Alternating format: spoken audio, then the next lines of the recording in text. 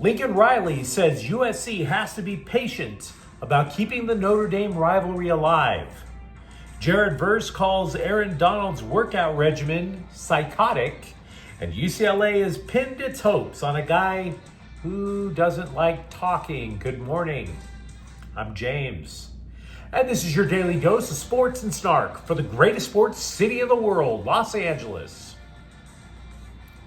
This is the faithful Angelenos Morning Report. It is July 25th, 2025. Welcome back to the Sanctum Sanctorum of Los Angeles sports. By the time you see this clip, I'll be flying north for work, which sucks. But let's start our day off right by talking about the glory of LA. And if you'd like being in the know about SoCal sports, clickety-clack the like button. Clickety-clack the subscribe button. There's a notification bell. Hit that. It'll let you know when we drop new content. Sharing is caring. Let people know we exist. And by all means, comment. Now, before we go through the news and notes, a quick look at the scoreboard. Sparks 101, Connecticut 86. A 4-game winning streak for the Sparks. Meanwhile, today, the Dodgers are at Boston at 4. The Dodgers' magic number slipped to 55, by the way. It is Galaxy Game Day. Your defending MLS Cup champs are at Houston at 5:30. Portland, meanwhile, is in town to play LAFC at 7:30. So what do you say we get to the news?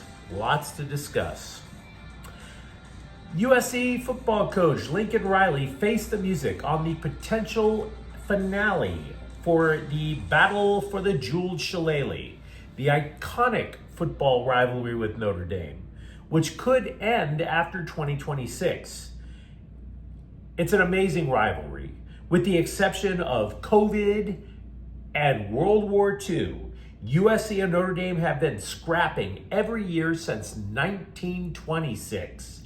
95 games in total. So, the idea that USC might leave the rivalry, that's been raising up the hackles instead of waking up the echoes. So, Riley faced the press and said, quote, "Hell yeah, I want to play the game. Absolutely. It's one of the reasons I came here. But also, my allegiance and my loyalty is not to Notre Dame, and it's not to anybody else. I'm the head football coach at USC, and I'm going to back USC," unquote. So, what's the hubbub about? The reason USC has held off in extending the rivalry has to do with the potential expansion of the college football playoffs and the alleged automatic playoff berths that could be afforded to both the SEC and the Big Ten. Both of those conferences want to have 4 automatic playoff berths in a 16-team tournament, should that come to pass. Now, to do so would ultimately give schools in those 2 conferences less pressure to totally run the table. It's currently a 12-team playoff. Say only 2 Big Ten teams get to go. Well, if that were the case, all of a sudden you become super tempted to schedule down because those 9 conference games become life or death. In other words, if it's status quo, a loss to the Irish could end the Trojans' hopes of going to the playoffs, and beating Notre Dame might not help them at all. Now, months ago, I had speculated that continuing the Notre Dame game, particularly late in the season, puts USC at risk of 3 consecutive road games on the East Coast, the Eastern time zone. Winning 3 consecutive cross-country road trips is pretty much an impossibility in football. You don't see NFL teams doing back-to-back-to-back road trips, let alone back-to-back-to-back road trips going across the continent. Now, Riley denied that was a factor. And I have to admit, USC has been struggling in the rivalry. The Irish have won 6 of the last 7 times. I was at the one USC win in the Coliseum. That was Riley's first year. But back to the topic at hand. A couple of quick thoughts that you can let me know what you think. 1, I'm still convinced the rivalry is going to continue. Because these 2 power conferences, the Big Ten and SEC, they hold enormous sway because they generate a ton of money. And let's be real, that's what talks.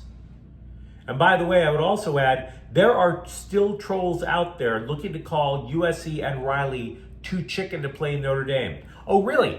Because here's something.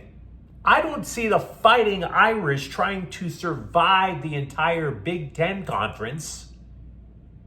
I don't see you guys trying to survive any conference at all. You Midwestern slobs. So, shh. Pipe down. We want to keep the rivalry. All I'm trying to say is, I see USC's point. By the way, 247sports.com has downgraded USC's 2026 recruiting class to second in the nation. Oh no, not number one. They'll have to coach them up just a little bit harder. Either way, lots of Trojans news to discuss. Let me know what you think. The Scribes were waiting to pounce as Rams camp opened. We all knew that Jared Verse was playing with fire when he challenged Aaron Donald to a workout. And that's all the Scribes wanted to know about, man. They didn't give a damn about Matthew Stafford's back. Any other stories? Don't care. All they wanted to know about was the workout. As if those chubby bastards were actually looking for workout tips. According to Verse, quote, "That workout was psychotic. I'll never do one like that again," unquote. Donald, who pretty much retired from the NFL so that he could continue working out, didn't even say hello when they met for this lift off. Then they started with the stair climber, bike, lunges, and core. 4 rounds each. Followed by 8 more different exercises specifically for the core. And then Donald asked Verse if he was ready for the real workout. By this time, Verse was telling the Scribes he was already looking for a reason to duck out. Quote, "I tried to lie and say my mom was at the house and I had to go let her in. He told me to give my keys to his assistant and they would go let my mom in. I wasn't leaving," unquote. Keep in mind, Donald was calling this his old man workout. Old man workout. Verse added that Donald's wife came in to laugh at the rookie. And what did he do? Well, he asked her to call the police. The real workout, in case you're wondering, it was all arms that day. 8 different lifts, 4 circuits each time. Afterwards, Verse said the rest of his day was totally shot. No sauna, no film room, and he couldn't work out for almost 2 days. That's how trashed he got. Now, before this whole thing went down, I was telling you that if Verse could apply any of it to his career, any of it to his life, the Rams are going to be overjoyed. So, said Verse, quote, "He did change my workout routine, though. It was definitely the mindset that you got to keep going. The one thing he kept saying throughout the whole workout, think of the 4th quarter. Everyone's good the 1st and the 2nd, 3rd, but what about the 4th? That's where you make your money," unquote. So if you are Sean McVay or Les Snead, this is music to your ears. One afternoon where you get completely trashed, and yet there's the possibility you could wind up building a potential career where you wind up wrecking everybody else in the NFC. There is one predictable story at Rams camp. Once again, you will not see Stafford or Jimmy Garoppolo in any preseason game. You're going to be paying your money for all the Stetson Bennett you can handle. But at least we can agree that Bennett is not the quarterback of the future. The press is starting to pick up on something we had been talking about for weeks, that with multiple first-round picks in next year's draft, the Rams are in position to trade up and land Stafford's long-term replacement. Now, take what I'm about to tell you with a 50-pound bag of salt. Multiple analysts claim that the Rams front office has a man crush on Texas quarterback Arch Manning. They claim that he is the only Tier 1 quarterback in the draft class of 2026. Now look, none of us can deny the pedigree. The name is Manning. You know how to spin a football. But here's where I start to think this might be, as they say in politics, disinformation. Manning's only started 2 college football games. He's only thrown 95 passes in college. That is a very limited sample size to get your data from. Big Ten scribes have absolutely zero faith in UCLA football for this season. A straw poll of the writers forecast the Bruins to finish 15th in the Big Ten. So, incoming quarterback Nico Iamaleava faced those skeptics yesterday, and he barely spoke above a whisper. So, that's unsettling. Not exactly coming off like he's going to be a dominating presence in the huddle or anything. Now, he honestly didn't say much that was noteworthy in his interview. He denied coming to UCLA because he wanted a pay raise, saying he just simply wanted to be closer to his family. Reports do suggest that the dude took a pay cut to come here. Quote, "I don't speak on money matters. I'm just here for ball and school," unquote. Now, he did admit that he could have handled his departure from Tennessee with a little bit more grace. He also tried to talk Bruins legend Troy Aikman into letting him wear the retired number 8. Aikman declined. Now, look, to be fair, I'm not saying that a screaming quarterback isn't essential. But in the Bruins case, it seems like it is. Here's why. UCLA is replacing 42 seniors on its roster from last year. They need Iamaleava to not only master a brand new offense in a short amount of time, but to communicate it effectively to a roster full of newbies. Raise your voice, my dude. Raise your voice.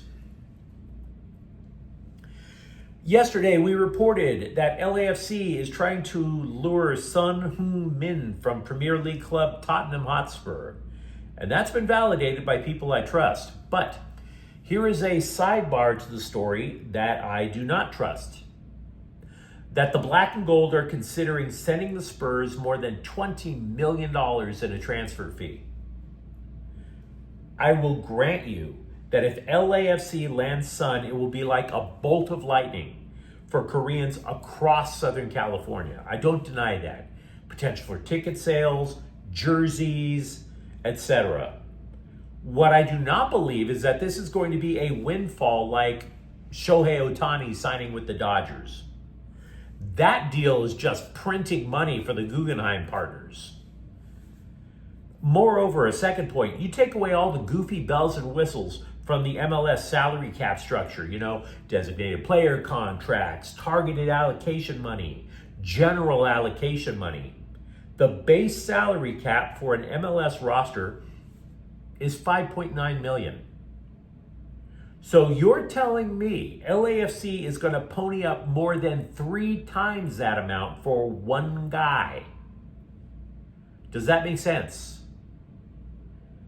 Zlatan Ibrahimovic played for the LA Galaxy. His base salary was less than $8 million. Now, I'm not saying Son doesn't want to be in LA. I'm not trying to say a deal isn't happening.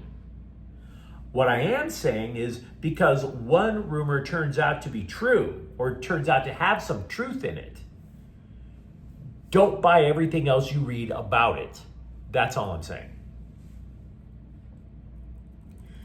The Dodgers have signed Matt Gorski, a first baseman outfielder last seen in Pittsburgh. He's headed to the minors. So be it. Nick Ahmed, a 2-time Gold Glover who played for the Dodgers last year, has retired. The dude just couldn't hit. His career batting average was .233. And I will say this, even though it's not a Dodger note, it appears Arizona is throwing in the towel. The Diamondbacks are 10 games back. They just traded Josh Naylor to Seattle. And I'm okay with it. Just make sure that that pool is ready for the September celebration, guys. That's all I ask.